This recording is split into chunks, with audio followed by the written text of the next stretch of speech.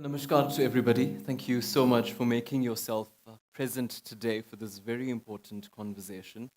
I greet you all in the peaceful name of Mohandas Karamchand Gandhi, a man who's had an impact on many lives here today. And I think the start of this journey into the commemoration of 150 years of Gandhiji's philosophy is sharing our personal experiences of Gandhi and the impact and the influence that has had on us as people. I can think of no better person as Ella Gandhi to start that conversation off with. Of course, the granddaughter of Gandhiji. Ma'am, thank you so much for your time. I know it must be a very special time for you. Gandhiji's influence has had a great impact on me and on many other people as well.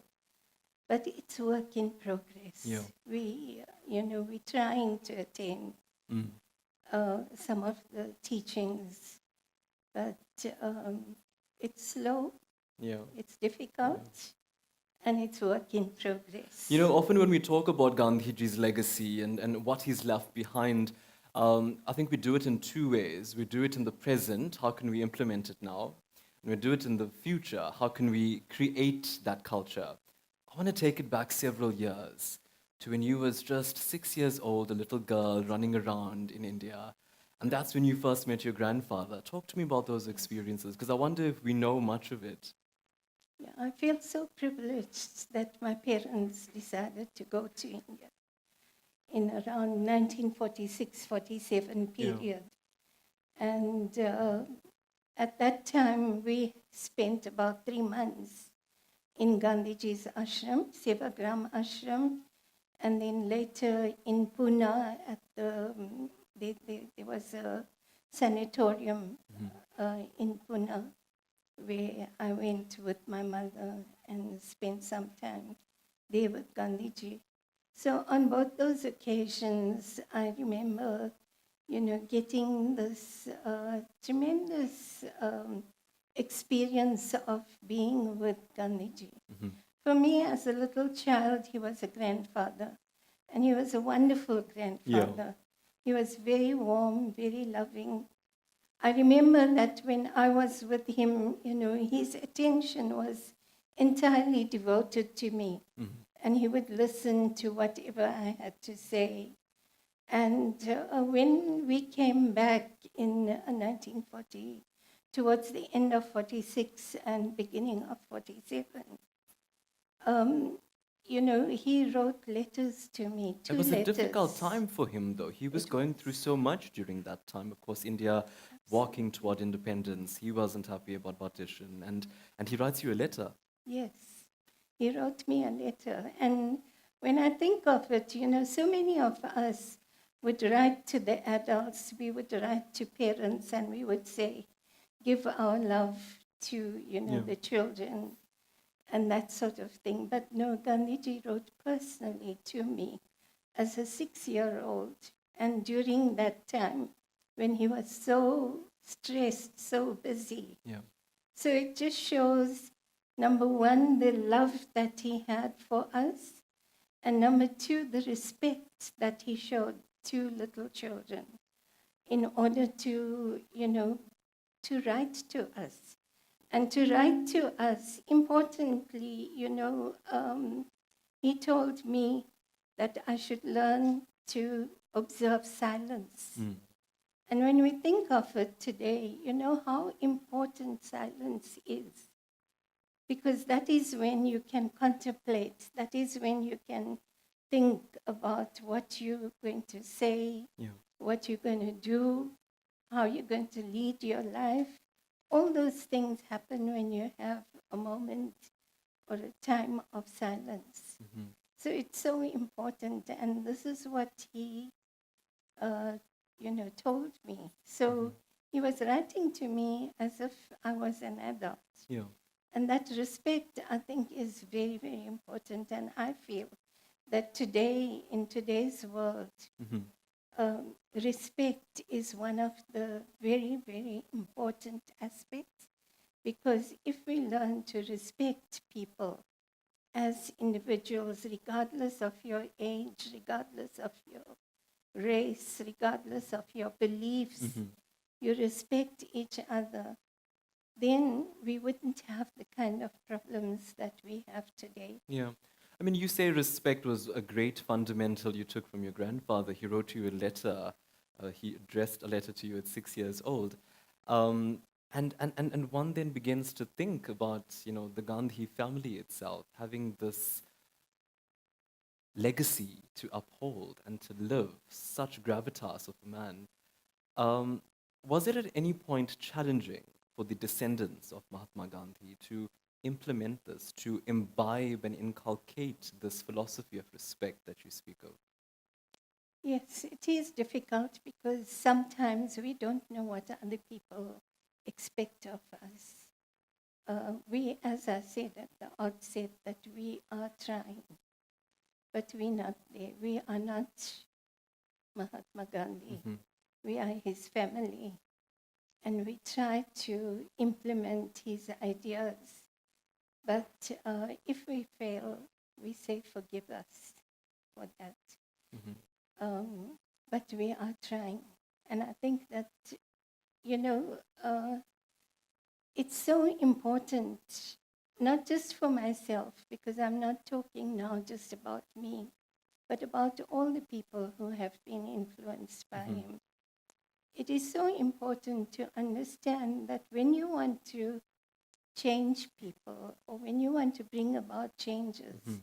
when you see injustices happening in the world, as we had in this country during the time of apartheid, Yeah.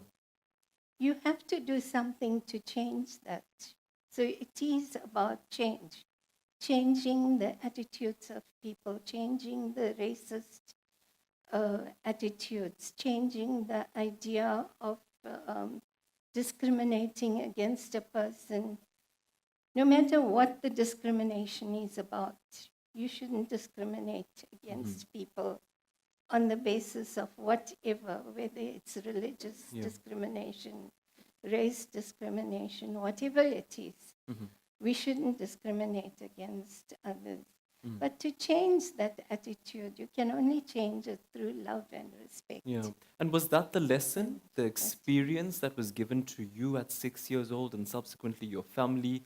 Was that actually the experience you remember of Gandhi, of spreading that message of not to discriminate against another just because that is another?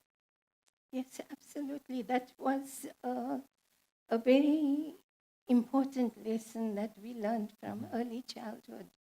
It became sort of just a part of our lives. So we weren't conscious of it. Yeah. But, we just respected people. We accepted everyone. Mm. And I know that in my lifetime, I was banned and I was arrested. And there were so-called special branch Yeah. people who were the people who would come and serve the banning order on you. They used to be the people who would, you know, um, also see if you are breaking the banning order, Mhm. spy on you, Mm. and that sort of thing. So It was a one cruel would, time, yeah. it was a difficult time because they were quite nasty Mm. at times, and to still talk to them with respect was difficult, Yeah. but we did. You had to tap into We that. did, yes. You know, it raises an interesting point on Gandhian philosophy, and I think, um, while we're talking about others here in that respect of how do you treat others, it also identifies very greatly with the self, meaning the way you treat others should be the way you would want to be treated. Because I think violence against another, according to Gandhian philosophy, is then tantamount to violence upon yourself. Help me understand that very important link. Well, Gandhiji said that if you deal with violence, you end up at, having the whole world blind. Mhm. If you treat other people with the same kind of violence as they treat you with. So to counteract violence, you have to have something different. Yeah. And that something different is compassion, it's empathy, it's love, it's, showing respect. And in that way, you are able to change the person. Many have written so many texts on this, that the world in a multimedia modern society is identifying more with the ego, and therefore it's easier to not care about the way you treat others. It's easier, it's becoming more commonplace to not spare thought about the impact your action has on another. It's all about you. Advice then? I think a big lesson from Gandhiji was that, there's no quick fixes. Yeah. You can't expect things to just change overnight. It's a slow process. But a slow process at the end of the day is a more permanent or a more lasting process than the quick fix Yeah. that you try to make. So today we are very impatient. We want things to change immediately. Yeah.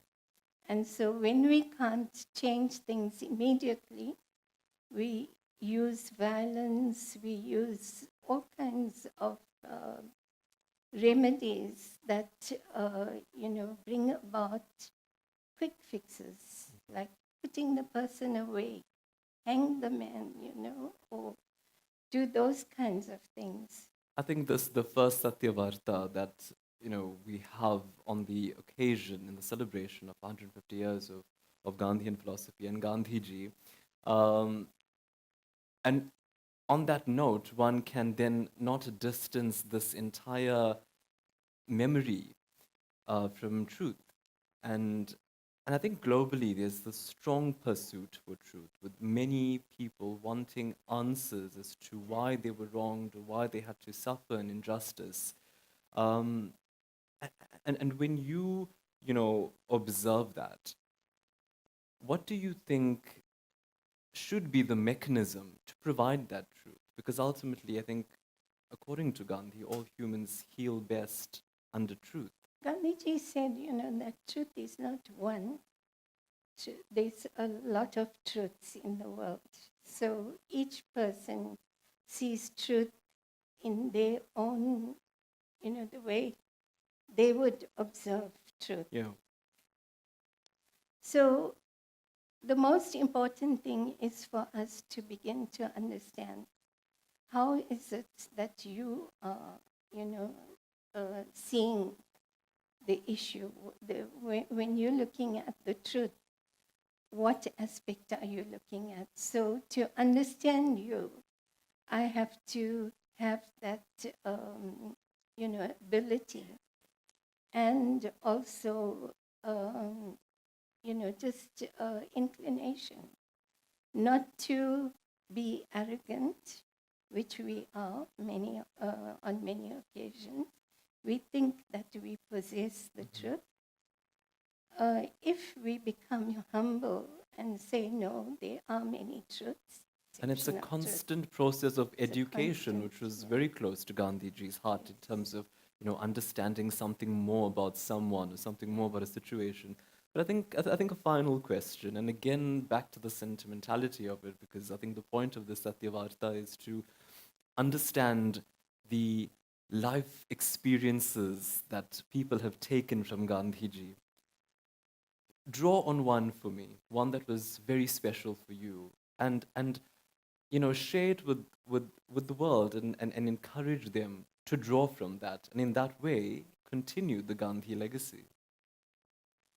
I think the most important thing for me, even as a little child, was that, Gandhiji was very, very courageous and fearless.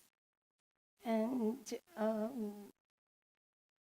that was an important point which sort of helped me during the years of our struggle to say that no matter what happens, we have to go on fighting for justice, because justice, social justice, is important.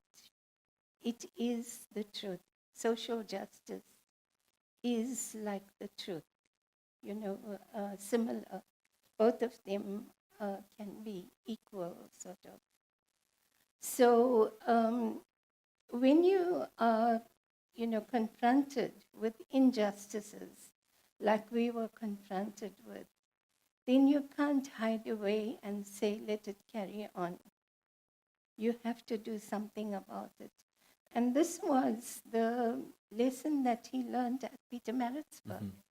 When he was thrown out, there were three things that he could have done. One is to say, okay, this is how South Africa is, and we have to accept it and adjust ourselves to live within the system. So live with the insults, live with the indignity, and all those things, and not do something about it. The other was to just go and say, this is a terrible country, let's get out of here, Mhm. and run away, which is then being a coward. You're not facing up Yeah. to the challenge. And the third is to stay and fight those injustices. Mhm. So truth and soul force is, far stronger Mm. and can change things. Yeah. Well, Ms. Ella Gandhi, thanks so much for enlightening us on that and reminding us about this beautiful point, the courage behind Satyagraha. I think is a great lesson we take today.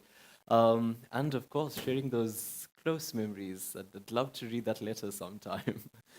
And wish you all the best as you continue to take this legacy forward, share it with the world, and I think uphold it. Any questions? Over the decades, there was the point in our history when we said passive resistance has failed us. And one has to understand it in the context of that time and not present this as a maxim or a principle for all times. Because the same Mandela, when he came out of prison, out of Robben Island, then understood at that new historical moment the purpose and the value of nonviolence. And it's the same with the debate between Malcolm X and Martin Luther King, and in so many different parts of the world to this day. And I come from the church. We had this contest in the church about a just war and about a peaceful response, nonviolent response to apartheid. So my point is that we do not have to be disillusioned with the nonviolent option when we look at history. We have to understand the moment and the context. And in the end, for me, the wonderful resolution was the way Mandela then embraced nonviolence and understood that is what he as a leader has to pursue. And I just wanted to assure Ela, as member of the family, that we go through these cycles, as it were, and it can be very depressing when Gandhi is criticized and nonviolence is criticized, and that it's not a soft option. And just her response to that. The other is a question. You don't have to answer it, but there's so much written on Gandhi over the decades. And the scholarship on Gandhi has not waned, it has increased. And the scholarship's also quite controversial. I'm not just thinking of South Africa, but across.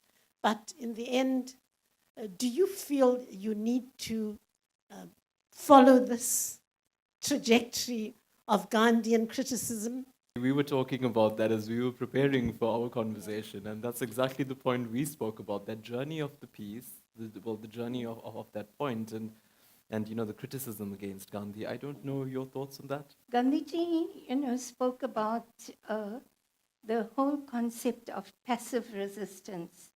He's written on that quite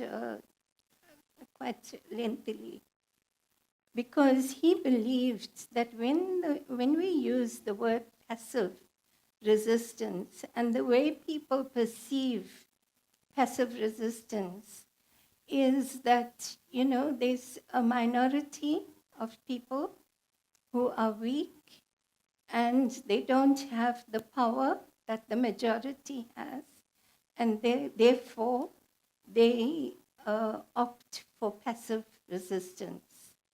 This is the explanation that many people give to passive resistance, that it is the way of the weak, because you don't have the superior armaments, because you don't have numbers, therefore you opt for passive resistance. But Gandhiji said, no, that's not the reason. Actually, satyagraha requires far more courage than violence requires. And satyagraha, or soul force, is the force that can help people to change. You can't get people to change by killing them, by assaulting them, by punishing them, and that sort of thing. But you can change them through, satyagraha. It's not just about demonstrations, but it's also about pressure. And we saw in our own movement that international pressure on South Africa was, one of the pillars that actually brought South Africa to the table. Had there not been that international pressure, we might still be with apartheid. So there was that international pressure, which was a peaceful way of applying pressure, of saying to them that negotiate, otherwise we are not going to support you. And that is satyagraha.